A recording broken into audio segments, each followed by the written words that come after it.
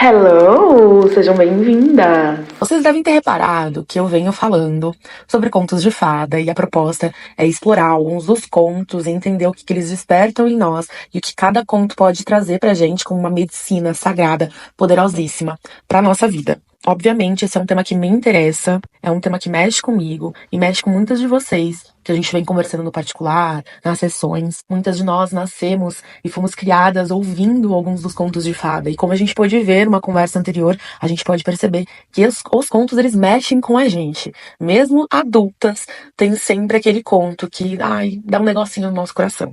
A gente não sabe por quê, mas aquela história, ela mexia com a gente, ela ainda mexe. Às vezes, ouvir aquela história dá até um nó na garganta, sabe? O olho lacrimeja, a gente nem sabe por quê, porque, nossa, uma história tão infantil, né? Um conto tão infantil. Não, não é tão infantil. Existem diversas pesquisas iniciadas há muito tempo, iniciadas hoje, sobre a origem dos contos de fada. E é uma linguagem tão universal que, se a gente senta para conversar com alguma pessoa de outro país, de outro estado, e a gente conta um conto, de alguma forma, várias opções. Ou essa pessoa também tem um conto muito parecido, com algumas diferenças pequenas, ou ela conhece aquele conto em específico, ou se ela não conhece, ela conhece um parecido, ou se, em último caso, ela nunca ouviu aquele conto, de alguma forma ela se prende. É uma coisa de louco. A gente fica presa, a gente se encanta. Existe algo encantador nos contos de fada. E é óbvio, porque os contos de fada, os seus personagens, as coisas que estão envolvidas nessas histórias contam um pouco de cada um de nós. Mesmo que a gente às vezes não queira reconhecer. Ouvir esses contos reaviva conteúdos inconscientes, ajudando sua integração na consciência. E assim ajudando a gente a resolver alguns conflitos, alguns BOs. Alguns às vezes que a gente nem percebia que existiam. Eu tava lendo aqui o livro da Von Franz, ela diz, né, que os contos são a expressão mais pura e mais simples dos processos psíquicos do inconsciente coletivo. Por isso essa conexão, sabe, com o outro. Por isso que diversos contos em diversos lugares são extremamente parecidos. Os contos, eles muitas das vezes são independentes de religião, né? O lobo é o lobo, e ponto.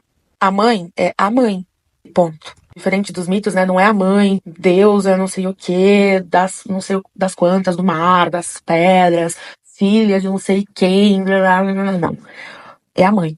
E ponto. É a avó. É o lobo mau. É o caçador.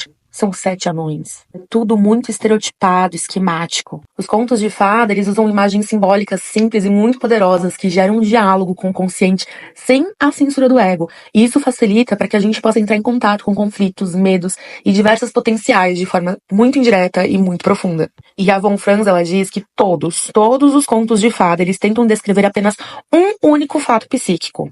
Mas esse fato psíquico, ele é tão difícil, tão complexo, tão distante, tão primitivo, que é preciso centenas de contos e milhares de versões para, de fato, esse fato psíquico penetrar e vir para nossa consciência. E esse fato psíquico é o self, que é o centro regulador do nosso inconsciente. E diferentes contos de fada fornecem quadros diferentes das fases da nossa experiência, né? Então, a gente entrar em contato com a sombra, com a ânima, com ânimos, com o pai, com a mãe, com aspectos muito diversos e arquetípicos. A gente acaba reconhecendo esses aspectos nesses personagens e começa a integrar essas partes na nossa própria psique. Os contos, eles ajudam a gente a falar sobre situações muito difíceis, experiências complicadas, trauma, perda, o medo. É um jeito de simbolizar a dor. E isso dá contorno e sentido à experiência, fazendo com que a gente consiga digerir as coisas um pouquinho mais fácil, abrindo um espacinho para nossa transformação. E os finais, que são mega simbólicos, que às vezes a gente fica encantado, fica iludido, e fica ali esperando o príncipe encantado chegar e nunca chega, porque tá babado, viu? A vida da mulher solteira do Brasil está difícil.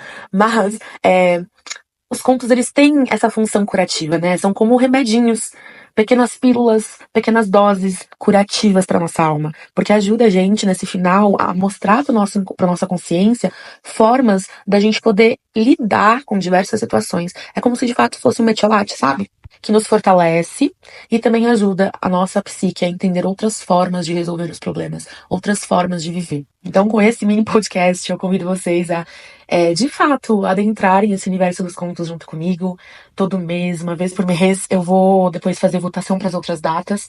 Mas esse primeiro a gente vai experimentar como vai ser sábado. Já vi que algumas de vocês têm complexidades nos sábados de manhã, mas vamos experimentar isso. Qualquer coisa a gente volta para os domingos à noite. Mas a ideia é que a gente possa receber essas doses medicinais desses contos e refletir sobre a nossa própria história. Eu sei que tem algumas psicólogas aqui, algumas arteterapeutas aqui, mas o nosso objetivo com esses encontros não é que a gente fique aqui na paranoia intelectual, de entender um conto, porque isso tem de muito, sabe? Muito por aí. A nossa tarefa aqui é que a gente possa realmente receber as doses medicinais desses contos todos, para que a gente possa olhar para nossa própria história através dos contos propostos. Eu convido vocês essa noite a lerem um conto que vocês quiserem ler. E depois eu coloco aqui também o conto da Branca de Neve, que será a base do nosso trabalho no dia 12. E aí, isso eu queria trazer um pouquinho mais desse aspecto mais teórico, né, sobre os contos de fada, e espero que tenha aí aberto a mente de vocês para a possibilidade de exploração desses contos junto com a gente.